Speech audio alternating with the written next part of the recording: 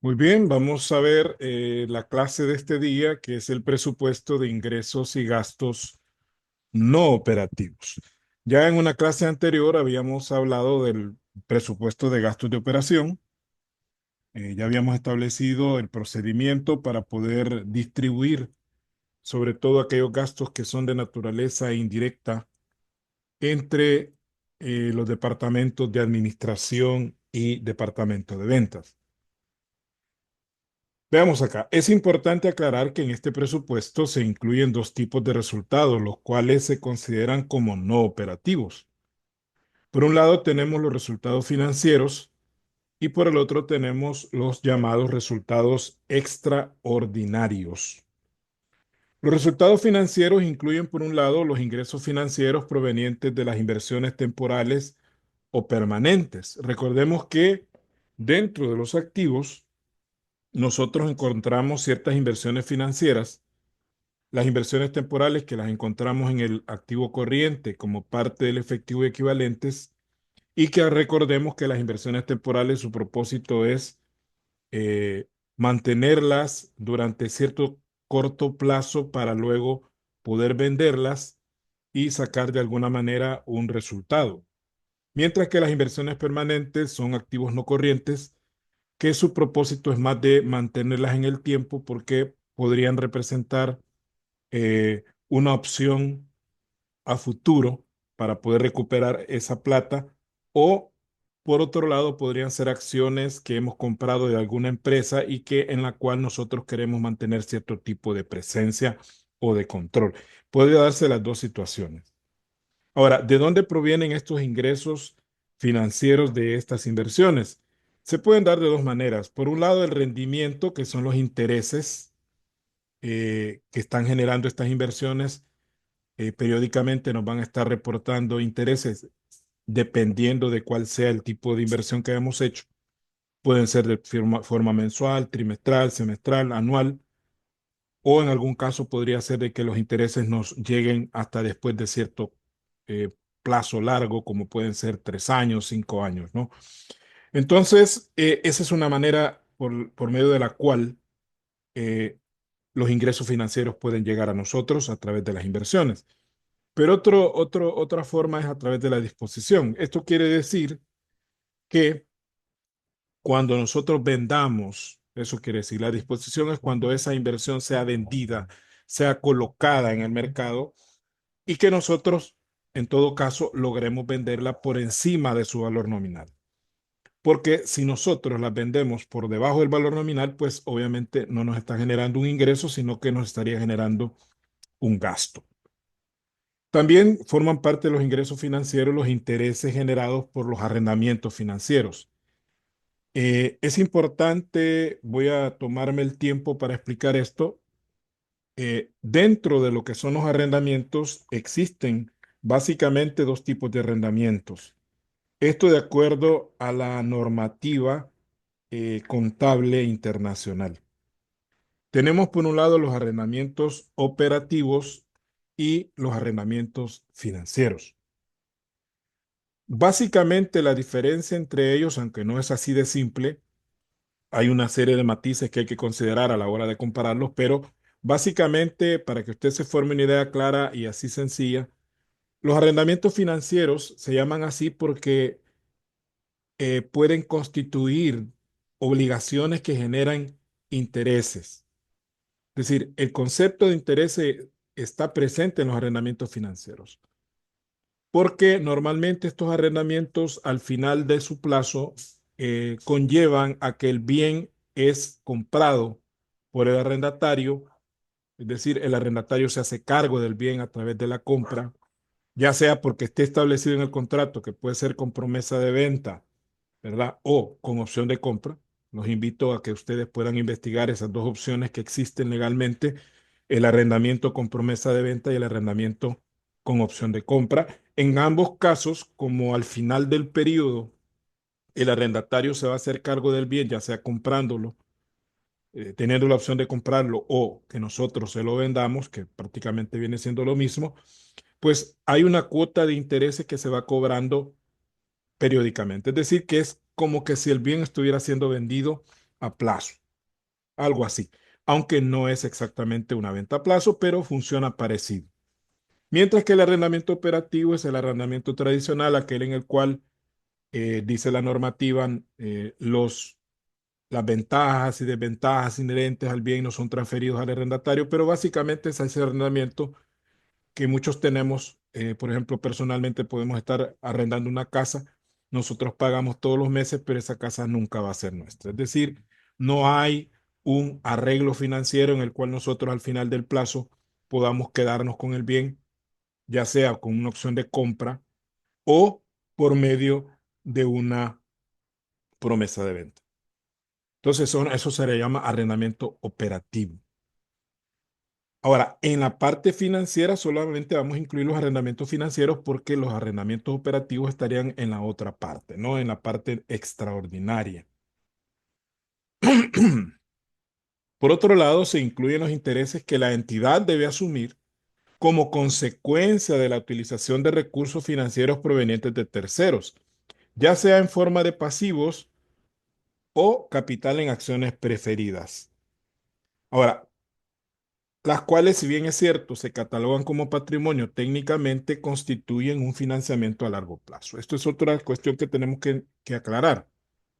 Por un lado, la empresa puede haber adquirido préstamos, ya sea a corto o a largo plazo. Estos préstamos obviamente van a generar el cobro de parte del banco o de la institución financiera que nos lo haya proporcionado de cierta cantidad de intereses.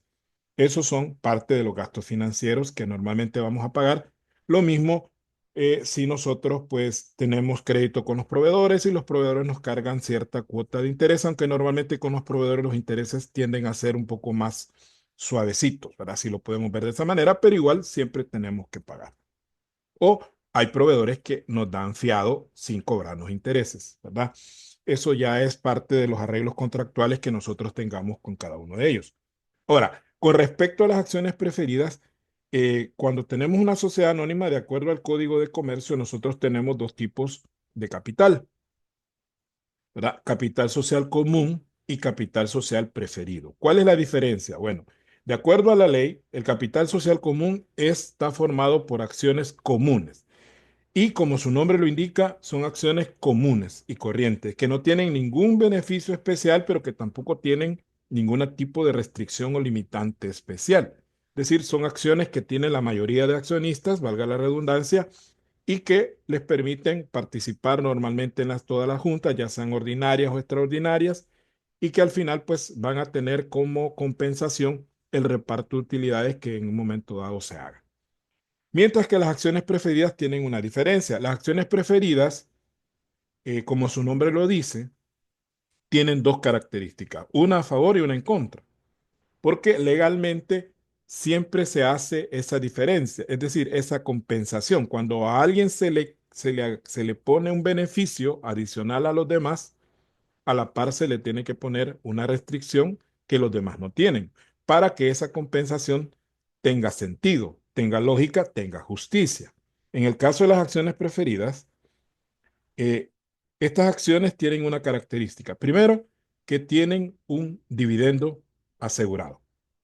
De acuerdo a nuestra legislación salvadoreña, este dividendo dice que no debe ser menor al 12% del valor nominal de cada una de esas acciones preferidas, que es equivalente a lo que se llama interés legal. El interés legal es un interés que se establece a través de una ley y que se aplica en situaciones donde el interés no está claro. Es decir, cuando no hay una tasa de interés pactada, hay un juicio, por ejemplo.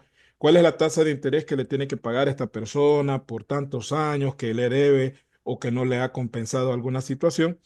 El interés que se aplica es el interés legal. En este caso es el 12%, aunque se puede pactar un interés diferente. Es decir, la entidad que emite las acciones le puede decir a los accionistas, bueno, yo les prometo el 15% o yo les puedo pagar el 18%. Es decir, cualquier otra tasa que no sea menor a la interés legal. Eso en El Salvador. En otros países, pues habría que ver si existe esa regulación.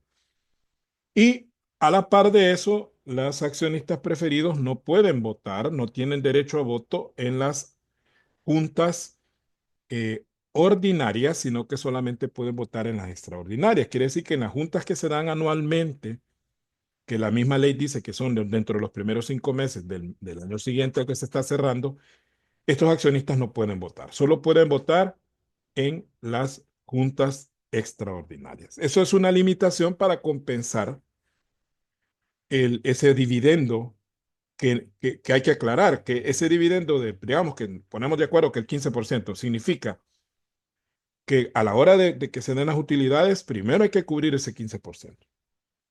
Y ya después, si cubriendo el 15% de los accionistas preferidos queda todavía alguna utilidad remanente, esa se reparte entre los accionistas comunes. De ahí la palabra preferido, es decir, porque son preferidas antes que las comunes. Pero igual tienen la otra limitante que no pueden votar. Ahora, ¿a qué quiere llegar con respecto a lo que menciona ahí? Si bien es cierto, las acciones preferidas forman parte del patrimonio junto con las acciones comunes, pero por la misma naturaleza que ellos no son personas que van a estar involucradas directamente en la administración, puesto que no pueden votar en juntas ordinarias, entonces se considera prácticamente como que fueran préstamos. Las acciones preferidas son como préstamos a muy largo plazo. ¿Por qué? Porque muchas veces no tienen un plazo establecido, están ahí, ¿no? En el momento que el accionista quiera irse, pues de acuerdo a lo que establecen los estatutos, se va a seguir un proceso. No es que solo va a llegar y dice, ya me voy y páguenme mis acciones, porque hay estatutos que establecen plazos para poder retirarse, ¿no? A veces se habla de 2 años o puede ser más de 2 años que el accionista debe esperar para que le puedan resarcir sus acciones junto con los dividendos que estén pendientes a esa fecha. Entonces, como se consideran personas prácticamente ajenas a la empresa, los dividendos de acciones preferidas, y de hecho en el análisis del apalancamiento financiero se toman como si fueran intereses. Pues como que estamos pagando un préstamo a muy largo plazo, pero préstamo al fin. Por eso se consideran como parte de los gastos financieros. Aunque contablemente no. Hay que aclarar eso también. O sea, cuando nosotros vamos a registrar los dividendos de acciones preferidas, nunca vamos a presentar estos dividendos como gastos financieros contablemente, sino que las vamos a deducir directamente de las utilidades. Pero financieramente, no contable, financieramente el efecto es ese, ¿no? El mismo efecto que un gasto financiero. Luego tenemos los resultados extraordinarios. Cuando decimos extraordinarios, son situaciones que la empresa no se dedica normalmente a eso. Es decir, no nos dedicamos a ese tipo de actividades y esos ingresos o gastos que estamos generando se dan prácticamente por inercia, ¿no? Por la misma situación de que hemos tenido que realizar algún tipo de actividades que no forman parte de nuestro giro normal, ¿no? Es decir, no forman parte de nuestras operaciones normales y por lo tanto se consideran extraordinarios. Estos están constituidos por una parte por ingresos que no provienen del desarrollo normal de las operaciones, tales como arrendamientos operativos. Ya explicamos un poquito sobre arrendamientos operativos. Si alguien quiere ahondar sobre este tema, pues para eso yo le invito a leer la sección 20 de la NIS para pymes, que es la que habla sobre los arrendamientos, ¿verdad? Quiero ver. Sí, sección 20 o 17, ya entré en duda, pero por ahí anda. Entre la sección 17 y la 20 usted puede encontrar, más bien creo que es la 20.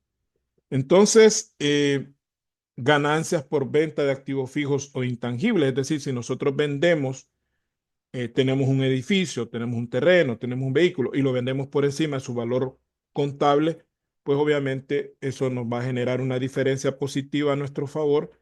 Ya redundé ahí, ¿verdad? Porque si es positiva es a nuestro favor, pero es una diferencia positiva que nosotros lo vamos a considerar como un ingreso extraordinario. Lo mismo si existen donaciones que nos hayan realizado, que eso es poco probable, aunque hay que aclarar que las donaciones no entran a los resultados, es decir, no entran directamente al estado de resultados, sino que si en un dado caso nosotros recibimos alguna donación, normativamente las donaciones deben irse directamente al patrimonio de la empresa. ¿Por qué razón? Porque no, las donaciones son gratuitas.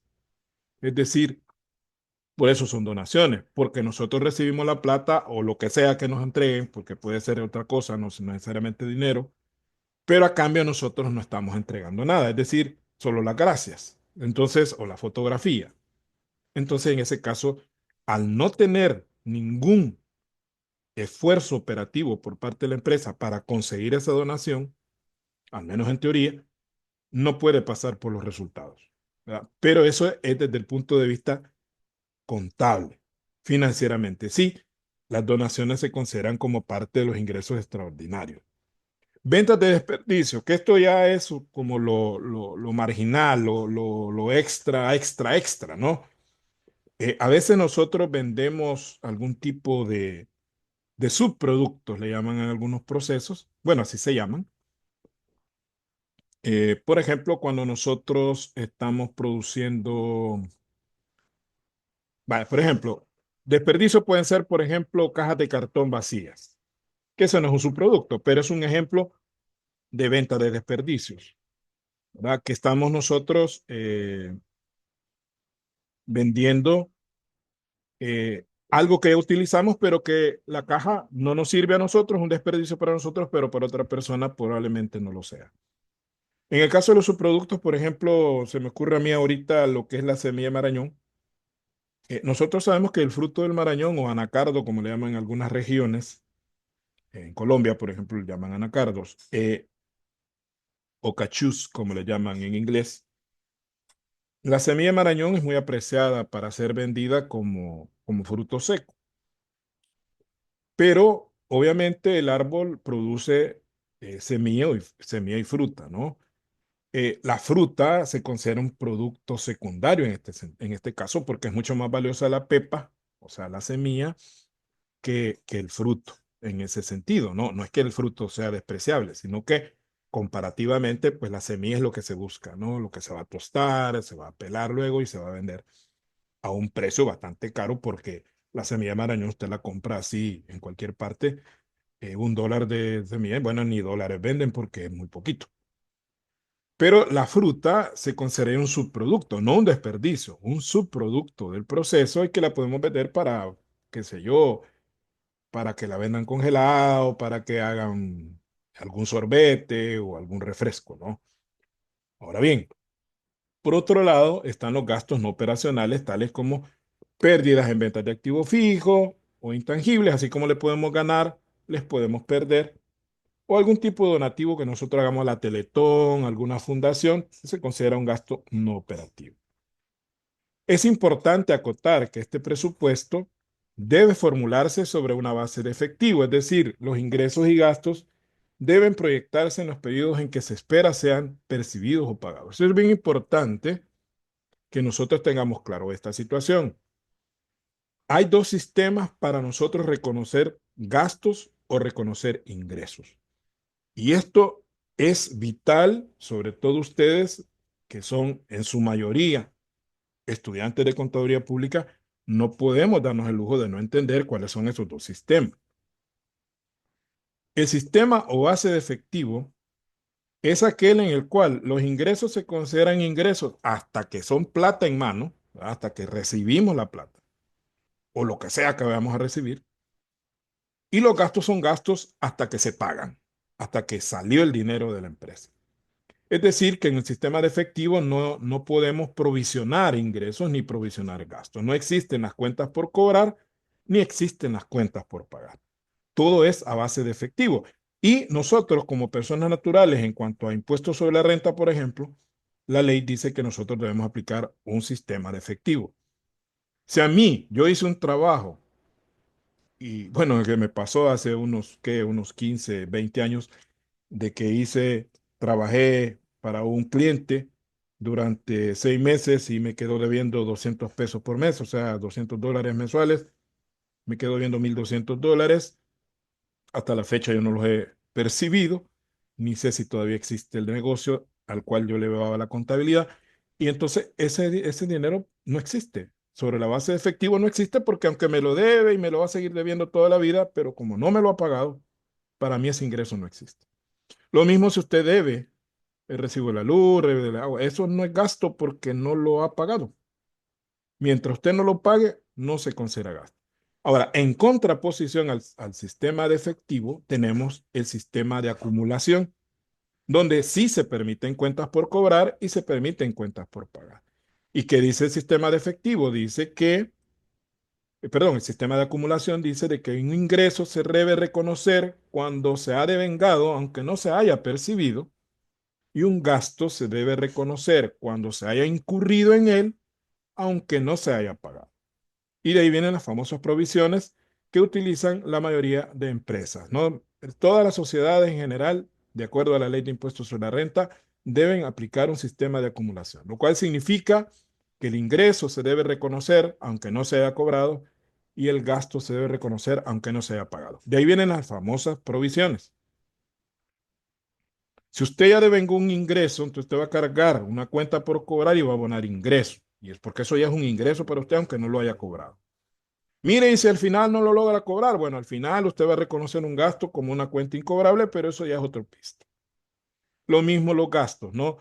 Si usted ya tiene el recibo de la luz ahí montado en la empresa, ya tiene que reconocerlo como un gasto, aunque no lo pague ahorita, porque así funciona el sistema de acumulación. Entonces, redondeando la idea, en este presupuesto nosotros vamos a usar una base de efectivo, lo cual significa que debemos considerar los ingresos cuando los hayamos percibido y los gastos hasta que los hayamos pagado, ¿verdad? Si están pendientes de pago, no existen para nosotros.